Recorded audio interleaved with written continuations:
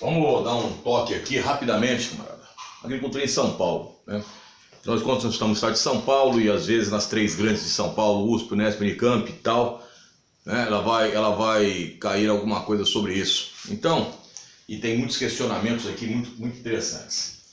São Paulo, algumas críticas são feitas. São Paulo é a maior economia do Brasil, mais de 1/3 do PIB vem de São Paulo. Entretanto, a partir da década de... já começa com o café e a pecuária bate pesado, nós sabemos das áreas de pecuária de São Paulo, daqui a pouco vamos falar sobre elas rapidamente. E depois nós tivemos aí a vinda do ciclo canavieiro. Depois da cana veio o algodão também transformou esse estado num estado praticamente branco, né, de algodão, e que foi responsável inclusive no interior paulista pelo surgimento de cidades, como é o caso da nossa cidade aqui, da área 017 Fernandópolis, né? Joaquim Antônio Pereira aí, e outros aqui, que tem o Carlos Barós da Brasilândia, e aqui havia uma grande cultura de algodão também, próximo, e hoje está retomando isso, eu vou falar rapidamente aqui também nesse vídeo. Mas vamos lá. Repare bem aqui essa situação de São Paulo agora. São Paulo, primeiro, vamos pegar a cana-de-açúcar em São Paulo. Cana. Por que a cana veio para São Paulo? Por que São Paulo? Né? Então, é a primeira pergunta de São Paulo, por que São Paulo? Primeiro, meu filho, claro, a proximidade, vou fazer com preto porque senão fica difícil aqui de enxergar. A proximidade com o mercado consumidor. E você tem que lembrar o seguinte, filhão, quando é que veio esta cana-de-açúcar aqui, filho? Claro, pô, ela está ligada principalmente ao Proálcool, Programa Nacional do Álcool, que nós temos um vídeo sobre isso no governo de Ernesto Geisel, em 74/5, tá? E aí depois vem o João Figueiredo e coloca aquela famosa frase: plante que o João garante, plante cana que o João garante a compra da sua cana-de-açúcar, pô. É isso que às vezes é o que significaria essa frase no contexto histórico de Figueiredo, que ficou no governo até março de 85. Então é o seguinte, proximidade do mercado consumidor, né? O etanol, o álcool, vou pôr etanol nada não, vou pôr o álcool, não é isso? O álcool então teve um grande crescimento. E aí, para onde foi isso? A cana foi principalmente, filhão, para a área de Ribeirão Preto, cara. Ribeirão Preto, uma área que é a 6ª área metropolitana do estado de São Paulo. E naquela época, Ribeirão tinha terra roxa. E aqui tem um erro de uma grande faculdade, esses tempos atrás, que trouxe o seguinte, colocou Ribeirão Preto como região de cerrados, cara. E aí, quando você dava a resposta, não tinha a resposta certa. Aí até você explicar para o aluno todo o processo, porque o aluno, ele fala, a USP falou isso, a Unesp, a Unicamp. Pelo amor de Deus, filhão. Os senhores aí que estão sentados aí, dá uma estudada também de vez em quando e colabora com a gente que está aqui na guerrilha, né? Os senhores ficam aí nos palácios e a gente está aqui na guerrilha, porra. Então, a terra roxa, ela vai trazer, é um solo fértil. E também, claro, que em Ribeirão Preto, e a Ribeirão Preto vai transformar-se no que nós chamamos Califórnia brasileira. É a região que vai ter um crescimento gigantesco. E a cana é interessante, por quê? Porque a cana ela substitui uma monocultura. E ela vai substituir a monocultura de Ribeirão do café. Então ele vai substituir a monocultura do café, mas não fica só nisso. A cana também entra em áreas de pecuária extensiva bovina em São Paulo. Então cuidado com isso. E também, lógico, vai substituir culturas alimentares. É muito mais fácil para um pequeno proprietário alugar as suas terras para as grandes usinas, do que ele plantar e ficar ali, a Deus dará, dependendo da sazonalidade, sabendo muitas vezes que não terá acesso a créditos bancários, não é? Com facilidade. Então a cana-de-açúcar ela substitui praticamente a monocultura do café, mas ela vai gerar empregos, não vai? Vai, claro que vai. No começo, hoje você sabe melhor do que eu, que está mecanizado, está se mecanizando e cada vez mais nós temos menos pessoas trabalhando nos canaviais. Lembrando aos senhores e senhoritas também outra situação. A cana causou impactos muito grandes, impactos em áreas ambientais aqui no estado de São Paulo. Seja primeiro pelas queimadas que foram feitas em profusão e quase ninguém, nem o poder público no começo, batia de frente com os grandes capitais que tinham envolvidos com os canaviais. Então as queimadas aqui, de certa forma, foram responsáveis pela chamada aumento dos gases estufa. Tivemos também a poluição de rios, e solos através dos dejetos da cana. Depois o vinhoto foi utilizado para adubo, mas no começo não se utilizava. Então tivemos também o desmatamento muito grande que nós tivemos por causa dos canaviais, que gerou impacto aonde? Gerou impacto na fauna e flora. Por isso que até hoje você vê, tempo atrás em São José do Rio Preto, cidade de mais de 450 mil habitantes, próximo aqui, área 017, já falei isso num vídeo, o casal chega em casa, o que está debaixo do tanque? Uma onça, pequena, mas uma onça, pô, que deixaria o seu pitbull, com medo, fazendo pipi no meio do tanque lá. Então, filhão, você desloca tudo isso, os apicultores estão com problemas, os apicultores são os criadores de abelha, estão com problemas, pássaros que ficavam outrora no campo vêm para a cidade. Então, todo esse processo pelos grandes canaviais. Mas a cana realmente, a cana no começo, os usineiros fizeram etanol e hoje estão investindo muito em açúcar, porque dá mais lucro no mercado internacional. Nós tivemos aí o perdão dos usineiros pelo Collor, depois pelo FHC, da dívida, depois pelo Lula. Então, quer dizer, há um perdão muito grande das dívidas. E aí surgiu aí esse mar de cana aqui. Então, eu vou falar uma coisa que acontece muito. Certa feita, não vou falar onde foi porque pega mal, nós tínhamos um proprietário rural que ficava aqui, que ele era pequeno proprietário e se negou de todas as formas a plantar cana. Ele queria fazer a plantação. O que os canaviais fizeram? Simples, filhão. Eles foram alugando as terras em volta, toda aqui, e aí travaram o coitado. Aí o coitado, quando ia levar a sua bendita produção, tinha que passar por várias porteiras, até que pelo poder econômico, meu amigo, o camarada teve que se render. Ele queria fazer as suas plantações e não conseguiu. Ah, mas isso aí é ideológico? Não, filho, é real. Eu trabalho no mundo real. Eu não trabalho em mundo ideológico, filhão. Eu trabalho aqui no mundo real, com as pessoas reais, Então, vamos dar aquela paradinha louco Abreu para falar depois de outros cultivos aqui, para você sentir o drama aqui, filhão. Pera aí, dá uma paradinha louco Abreu aí. Aí, professor, o que tem a ver os Estados Unidos com o número 2? O número 2, filhão, é laranja. Laranja, filho. E aí, você tem aquela região, Olha o nome, Limeira. Limeira. Não é porque planta ovo, filho? Se liga, porque planta laranja, Limeira. Depois, Matão, Bebedouro, Essas regiões conheceram o boom da laranja, a explosão da laranja. E quando vai acontecer essa explosão? Empresas brasileiras como a Cutrale, Citrosuco, Citrorico, Sucorico, a partir da década de 1980 cresceram assustadoramente no Brasil. O Brasil responde mais ou menos por 70%, eu falei 70% da exportação do suco de laranja no mundo. E nós exportamos muito para onde?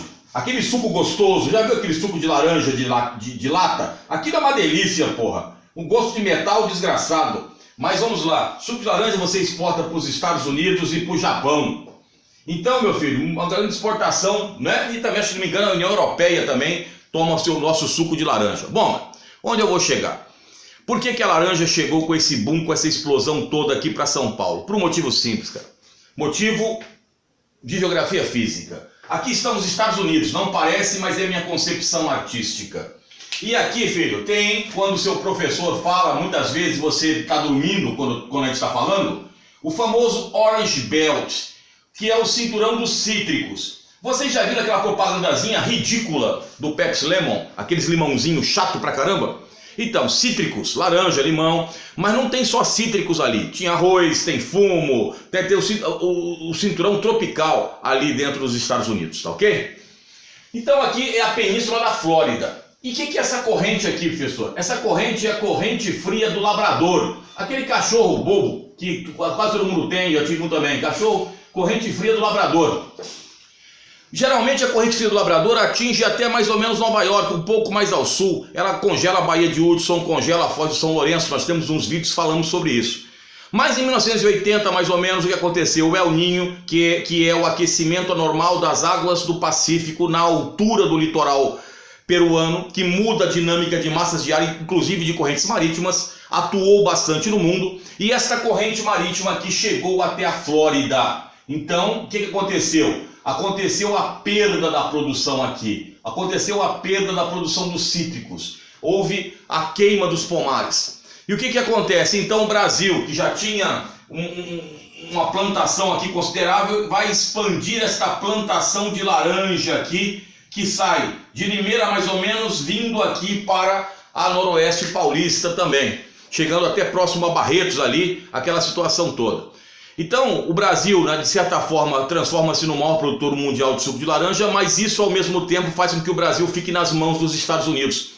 Geralmente, quando nós temos alguns embates comerciais com os americanos, a primeira coisa que eles falam em sobretaxar é o suco de laranja, porque tornamos-nos, não é, dependentes. Pode até falar citrodependentes, fica bonito falar citrodependentes, tá? Então a laranja é o segundo grande cultivo que veio aqui para a região de São Paulo. Vamos dar a paradinha Louco Abreu aí, para falar sobre o terceiro aí com vocês aí, tá?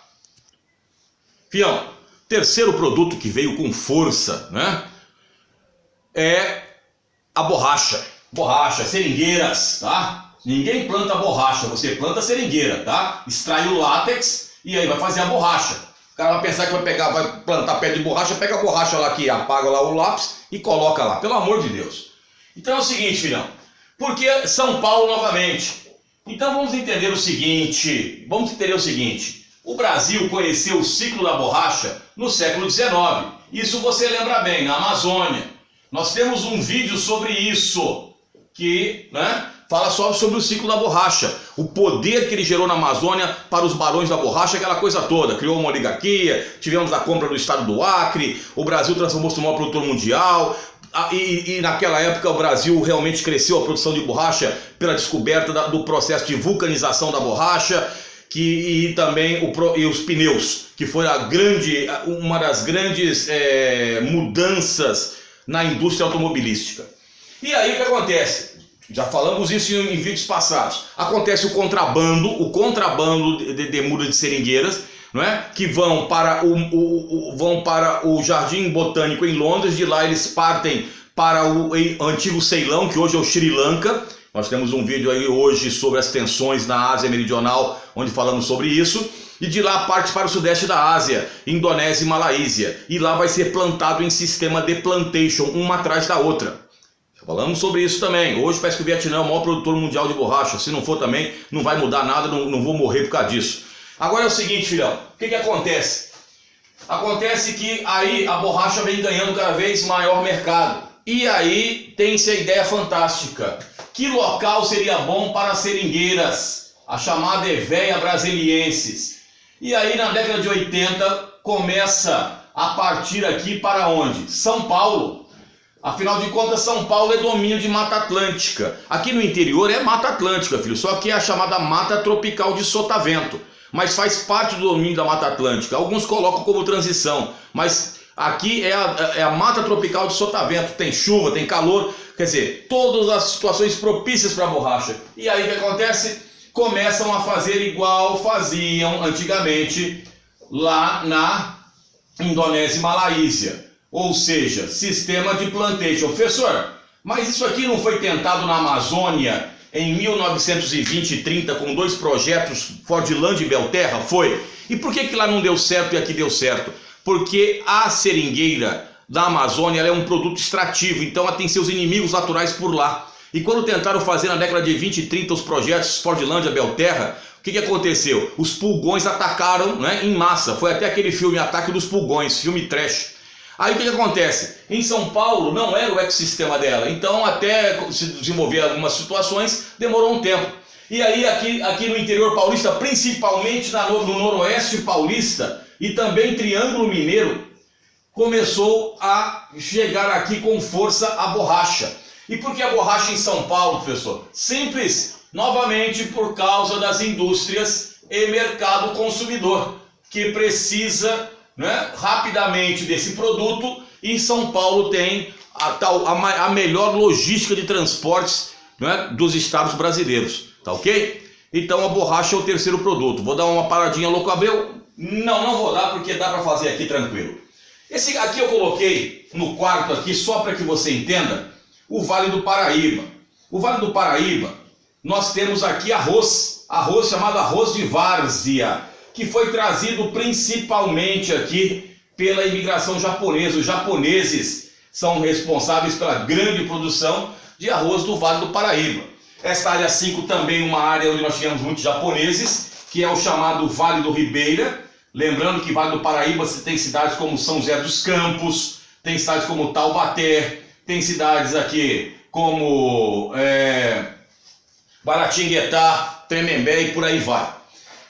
O Vale do Ribeira, no sul de São Paulo, essa é a região de registro, não é? Eldorado, é a região de Miracatu, aquela região ali que faz fronteira com o Paraná. Também tivemos japoneses vieram para cá. E principalmente dedicaram-se ao cultivo de chá, substituíram o chacareiro português do cultivo de banana, mas também plantaram arroz. Muitas vezes o pessoal esquece que eles também, no Vale do Ribeira, plantaram arroz. Essa área que eu não tenho aqui, a 6, é uma área de pecuária bovina. Então a pecuária bovina continua forte em São Paulo ainda, não é? Tanto é que quem mora em São Paulo, na área 018, Araçatuba, não é? Antigamente tinha o mercado do boi lá, a Praça do Boi em Araçatuba, onde você tinha a determinação dos preços da arroba para o Brasil todo, então Araçatuba, Andradina e tal. Entretanto, nós tivemos, graças à guerra fiscal, que temos um vídeo também no nosso canal, é só você procurar a guerra fiscal, nós perdemos uma grande quantidade de indústrias, agroindústrias para o centro-oeste, principalmente frigoríficos, não é? Que ali abastecia os frigoríficos paulistas, Araçatuba, Prudente, aquela região toda, inclusive a nossa região também, tinha uma pecuária bovina, que é a Alta Noroeste, intensa. E aí, meu filho, está começando novamente o retorno aqui para nossa região aqui de algodão. O algodão começa novamente a tomar espaço no Oeste Paulista, tá? No Oeste Paulista. Você sabe que no Oeste Paulista você pegar algodão aqui, nestas regiões aqui, que é a chamada, para quem não sabe aqui, a Alta Paulista e Alta Sorocabana, Alta Paulista e Alta Sorocabana, Alta Paulista e Alta Sorocabana, as regiões aqui que você vai abranger Marília, né? Você abrange Tupã, Tupi, Paulista, Bastos. Você tem também a cotonicultura, o algodão é chamado de cotonicultura. E também nós temos aqui Bastos, por exemplo, a capital das granjas, né?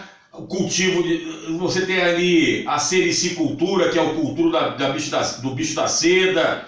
Então, São Paulo tem uma certa diversidade, né? Entretanto, a grande crítica é que essas terras de São Paulo, muitas terras ricas de solos férteis, poderiam ser utilizadas para abastecimento do mercado interno, tá? Mas aí o professor de cada um de vocês vai entrar nesses méritos. Vídeo um pouco mais longo que o normal, mas estamos junto. Cola conosco aí e aí vai para você dar aquele grau, aquele leve, aquele chapisco no cururu. Tamo junto, dá aquele paradinha Louco Abreu.